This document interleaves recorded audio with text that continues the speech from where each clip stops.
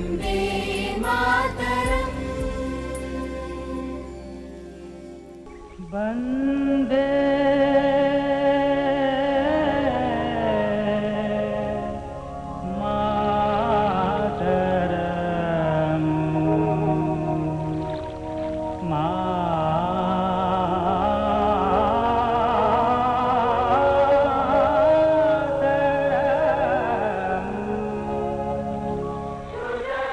स्वाधीनता संग्राम के दौरान वंदे मातरम गीत केवल एक गीत नहीं था, बल्कि देशभक्ति की भावना का प्रतीक और राष्ट्र जागरण का सबसे लोकप्रिय नारा था।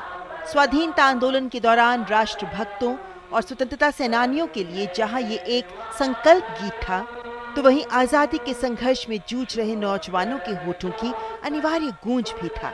वंदे मातरम, वंदे मातरम। वंदे मातरम गीत के उद्देश्य, महत्व और देशभक्ति की भावना को देखते ही रविंद्रनाथ टैगोर ने पहली बार इसे 1896 में भारतीय राष्ट्रीय कांग्रेस के अधिवेशन में गाया था और इसके बाद तो ये राष्ट्रीय जनमानस के दिलो दिमाग पर छा गया।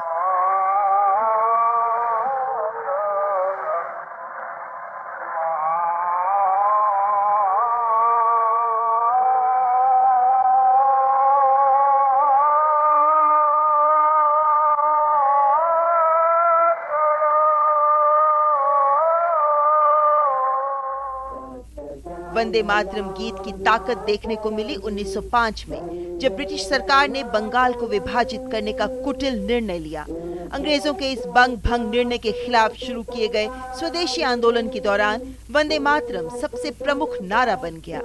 वंदे मातरम 1905 के बंगाल विभाजन के विरोध में उठे स्वदेशी आंदोलन का सूत्रपात बना।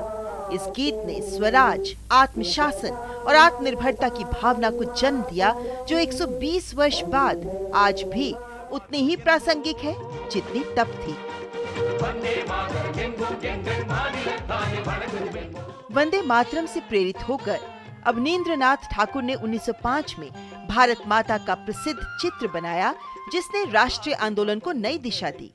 इस गीत ने भारत को मातृभूमि के रूप में देखने की भावना जगाई, जो यूरोपीय देशों की पितृभूमि की अवधारणा से अलग थी। वंदे मातरम में भारत माता को सन्यासिनी के रूप में दर्शाया गया है, जो अपनी संतान को ज्ञान, अन्न, वस्त्र और धर्म प्रदान करती है।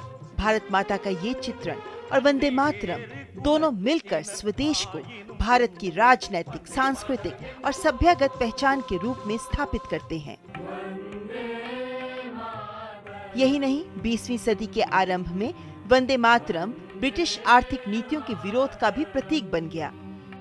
अरबिंदो घोष, लाला लाजपत राय और बाल गंगाधर तिलक जैसे नेताओं ने वंदे मातरम को एक जन घोष के रूप में इस्तेमाल करने का आह्वान किया, जिसे हर भारतीय ने सर आंखों पर लिया। दरअसल यूरोपीय देशों की संकीर्ण और बहिष्कारवादी राष्ट्रवाद के विपरीत भारत का राष्ट्रवाद समावेशी और सभ्यतागत है, और वंदे मातरम इसी भारत की अवधारणा को अभिव्यक्त करता है, जहां विविधता में एकता और आध्यात्मिक एकता दोनों निहित हैं।